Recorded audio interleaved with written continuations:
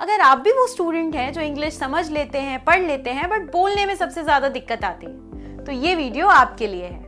And don't worry, आप अकेले नहीं हैं, बल्कि thousands of students are facing the exact same issue on daily basis, जिसकी वजह से वो सोचते हैं कि they can never speak English fluently, but ऐसा नहीं है। The problem is not the language, the problem is confidence, clarity and most importantly wrong practice methods, जो आपको एकदम ही पूरी तरीके से डिमोटिवेट कर सकती है। So आज के इस वीडियो में हम बात करेंगे ऐसे 3 proven solid methods की, जिससे आप अपनी इंग्लिश को नोटिसेबली फ्लुएंट बना सकते हैं, वो भी सिर्फ 21 डेज में। Yes, you heard it right, just 21 days. But before starting the video, don't forget to hit the bell icon and subscribe my channel, ताकि मैं और भी ऐसे helpful content videos आपके लिए बनाती रहूं and आपको मजबूर कर दूं एक confident personality बनने पे। So without any further delay, let's get started. सबसे पहले बात करते हैं the real root cause that hinders your fluency is your hesitation. Most of the students think that they do not know enough words, they don't know perfect grammar and लोग क्या सोचेंगे। कई बार तो वो ये सोच के बात करते हैं कि जो मैं बोल रहा हूँ वो सही भी है कि नहीं, एंड डर डर के उनके वर्ड्स निकल रहे होते हैं। But this is clearly visible in your tone and in your body language. So the reality is that you need not to be perfect in the grammar. You just need confidence to speak imperfectly. Yes, confidence to speak imperfectly.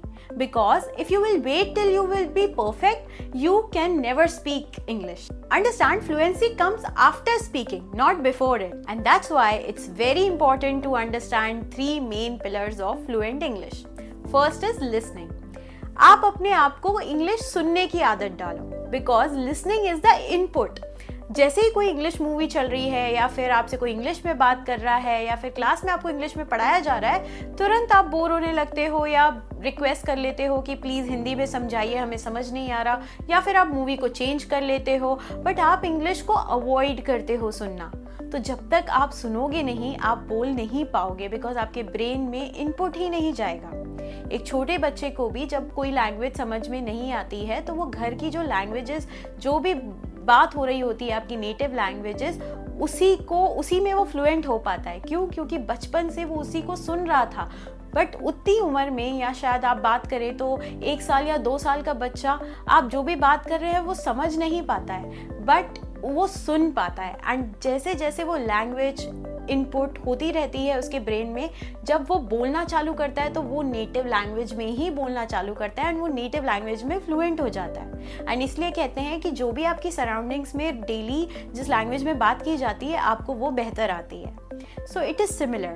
You need not to avoid the English language input. Second is speaking, output. अब सुन तो रहे हैं but बोलने की कोशिश नहीं कर रहे। जब तक आप खुद को फोर्स नहीं करेंगे, खुद को पुश नहीं करेंगे कि आपको बोलने की भी प्रैक्टिस होनी चाहिए, तब तक आप बोल नहीं पाएंगे। जो भी आपने सुना, उसमें से जितना भी आपने सीखा, जो भी वर्ड्स आपको बोलने आ गए थोड़े बहुत, वो आपको कोशिश करनी है उसको बोलने की। सिंपल लैंग्वेज में अगर बोलूँ तो जो गाना हमें बहुत पसंद होता है, हम इतने बार सुन लेते हैं, बहुत अच्छे से हमारे ब्रेन में इनपुट चले जाता है कि हम वही गुनगुनाने लगते हैं, वही गाने लगते हैं जब भी हम फ्री बैठे होते हैं, क्योंकि हम उस गाने को बहुत बार सुन रहे होते हैं। द सेम वे, अगर आप इंग्लिश को बहुत ज़्यादा सुनेंगे, अपने सराउंडिंग्स में एक्सपीरियंस करेंगे, तो आप उसे बोलना भी चालू करेंगे। बट देन सॉन्ग की बात अलग होती है, बट लैंग्वेज बोलने में आपको अपने आप को थोड़ा पुश करना पड़ेगा। आप चालू कर सकते हैं अपने कुछ फ्रेंड्स के साथ या फिर मिरर के सामने, जो कि बहुत ही ट्रेडिशनल मेथड है but very effective. And third very important is start thinking in English, because जब तक आप इंग्लिश में सोचना चालू नहीं करेंगे, आप इंग्लिश में बोलने में फ्लुएंट नहीं हो पाएंगे। इसे ऐसे समझो कि जब भी हमें कुछ स्पीच देने बोला जाता है या कोई प्रेजेंटेशन देने बोला जाता है, हम सोचते पहले हिंदी में है और फिर सबकॉन्शियस माइंड में उसे कन्वर्ट कर रहे होते हैं और फिर बोलने की कोशिश करते हैं, जिससे हम बहुत बार अटक जाते हैं एंड बहुत ज़्यादा फिलर वर्ड्स यूज़ करके गैप में तोड़ के बोलते हैं, एंड वो बहुत ही सुनने में कानों को बहुत ही ज़्यादा मोनोटोनस या बहुत ही ज़्यादा बेकार साउंड करता है और आपकी इंग्लिश फ्लुएंट नहीं निकलती। तो आपको कोशिश करनी है कि आप इंग्लिश में ही सोचना चालू करें।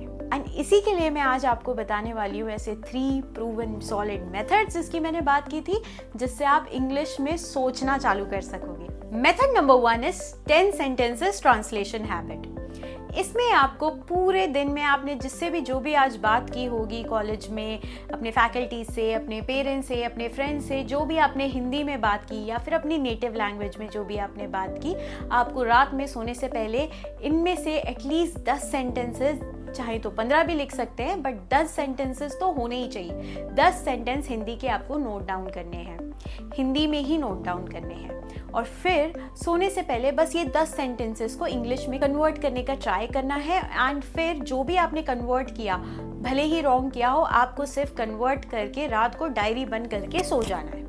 एंड सुबह उठते से आपको एक छोटा सा काम करना है अपना दिन स्टार्ट करने से पहले, कि आपको ये 10 सेंटेंसेस जो भी आपने कन्वर्ट किए थे, इसे किसी AI टूल की मदद से आपको चेक करना है कि जो भी आपने कन्वर्ट किया था ये सही है कि नहीं, या फिर इनमें से जो सेंटेंस गलत है तो वो क्यों गलत है, और उसका एक्सप्लेनेशन देखना है कि इसे सही कैसे लिखा जा सकता है। बिलीव मी, अगर आप 21 डेज तक सिर्फ ये करते हैं तो इससे आपके सिर्फ एक नहीं कई फायदे होंगे। जैसे कि पहले आप डेली जो इंग्लिश यूज़ होती है, आपके जो रोज़मर्रा की लाइफ में जो सिंपल वर्ड्स यूज़ होते हैं, आप उसमें फ्लुएंट हो जाएंगे सबसे पहले। सेकंड, आपको इंडिविजुअली ग्रामर कॉन्सेप्ट्स अलग अलग पढ़ने की ज़रूरत नहीं पड़ेगी। पहले टेंस पढ़ लिया, आर्टिकल पढ़ लिया, वर्ब्स पढ़ लिया, बल्कि डेली जो सेंटेंसेज है इसमें ओवरऑल ग्रामर में जो जो कॉन्सेप्ट्स यूज़ हो रहे हैं, आप वो ग्रामर के कॉन्सेप्ट समझने लगेंगे। एंड चाहे इसके लिए तो आप AI टूल को ये भी कमांड दे सकते हैं जिसमें आप उनसे सीख सकते हैं AI टूल से कि जितने भी 10 सेंटेंसेस आपने कन्वर्ट किए, इसमें कौन कौन सा ग्रामर का कॉन्सेप्ट इन्वॉल्व था वो आपको एक्सप्लेन करे। तो जैसे ही आप ये कमांड देंगे, आपको कुछ 3 से 4 कॉन्सेप्ट्स आ जाएंगे ग्रामर के। तो ये जो 3 से 4 कॉन्सेप्ट्स हैं, डेली नए नए कॉन्सेप्ट्स आप सीखते रहेंगे। एंड प्लस क्योंकि ये रोज़मर्रा की ज़िंदगी में इस्तेमाल होने वाले सेंटेंसेस हैं, तो आप इन्हें अब इस्तेमाल करना चालू कर सकते हैं। याद है second pillar, that is speaking. Now that you have learned it, now you have to start speaking on it. And ऐसे ही ये 10 सेंटेंसेस 21 दिन में जब आप ये कर लेंगे तो 22nd डे आप ना करें या फिर इस एक्सरसाइज को रोक दें, स्टॉप कर दें, ऐसा आप कभी नहीं कर पाएंगे। क्योंकि आप इन 21 डेज में इतना सारा सीख जाएंगे ना कि आप इतना एंजॉय करने लगेंगे ये एक्टिविटी को, that you will be continuing till the time you become pro in your day to day English. Method number 2 is AI voice mode.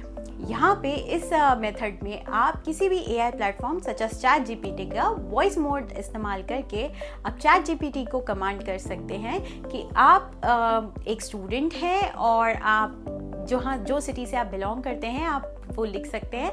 आप ये बता सकते हैं ChatGPT को कि मैं इंग्लिश बोलने में उतना फ्लुएंट नहीं हूँ और मेरा नेटिव लैंग्वेज हिंदी है, मराठी है, जो भी आपका नेटिव लैंग्वेज है। एंड आप चाहते हैं कि ChatGPT आपका टीचर बने या AI टूल आपका एक पर्सनल इंग्लिश ट्यूटर बन जाए एंड डेली आपसे 5-10 सेंटेंसेस बेसिक वाले जो आपकी स्टूडेंट लाइफ में काम आ सकते हैं या फिर आपके घर में बात करने के लिए काम आ सकते हैं, वो आपसे आपका इंग्लिश ट्यूटर बन के आपसे इंग्लिश में बात करें। यहाँ पे आपको किसी फ्रेंड पे डिपेंड होने की ज़रूरत नहीं, आपके पास कोई नहीं है तो भी आप चालू कर सकते हो, बिकॉज ये AI का ज़माना है। तो आप उसके साथ उसे बोल सकते हैं कि रोज़ के कुछ 5 या 10 क्वेश्चंस आपसे इंग्लिश में पूछे, जिसका जवाब आप इंग्लिश में देंगे एंड फिर आपको वो करेक्ट करे कि आपने सही बोला या गलत बोला, या फिर इसका सही वर्जन क्या हो सकता था। तो यहाँ पे आप किसी ऐसे रोबोट से बात कर रहे हैं जो कि अब सिर्फ रोबोट नहीं है बल्कि आपका पर्सनल इंग्लिश ट्यूटर है। And the third last method is very useful in increasing your vocabulary.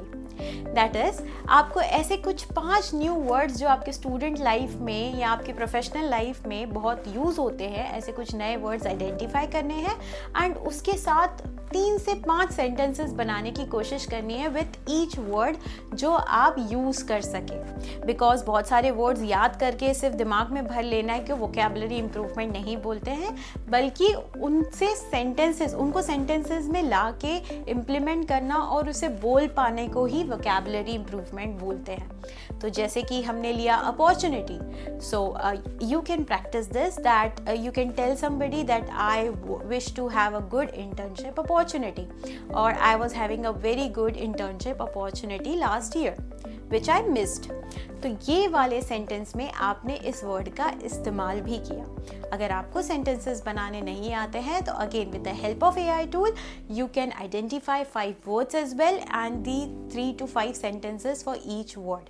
But make sure ये सिर्फ लिख लेने से या चैट GPT से आपने ले लिया, कहीं कॉपी पेस्ट करके रख दिया या दिमाग में लर्न कर लिया, इससे आपकी वोकैबुलरी इंप्रूव हो जाएगी या ये वर्ड आपके साथ फॉरएवर रहेगा, ऐसा नहीं है। इसे आपको डेली इस्तेमाल भी करना होगा। तो आप सिर्फ उतने ही वर्ड सीखें या उतने ही सेंटेंसेस लर्न देखें उसमें एग्जाम्पल्स जितने आप बोल पाएँ। नेक्स्ट डे जाके फ्रेंड्स के साथ या फिर मिरर के सामने अपनी बॉडी लैंग्वेज को एनालाइज करते हुए आप इन सेंटेंसेस को बोल सकते हैं। इससे आपकी वोकैबुलरी तो इम्प्रूव होगी ही, बट आपको पता चलेगा कि आप बात करते हुए दिख कैसे रहे, आपकी बॉडी लैंग्वेज कितनी कॉन्फिडेंट है। So these 3 methods are my personal favourite and इन्हें करते हुए मेरे स्टूडेंट्स ने तो काफ़ी इंजॉय किया है। आपके लिए ज़रूरी नहीं है कि आप तीनों मेथड्स एक साथ अप्लाई करें। You just choose one method of any of these. Start with 10 sentences. That is the best way, and practice it for just 21 days. And don't forget to post in my comment section just after 21 days without any excuse कि आपको ये activity करके कैसा लगा and आपने अपने आप में कितना इम्प्रूवमेंट देखा। Till then, see you next time. Keep growing, keep shining.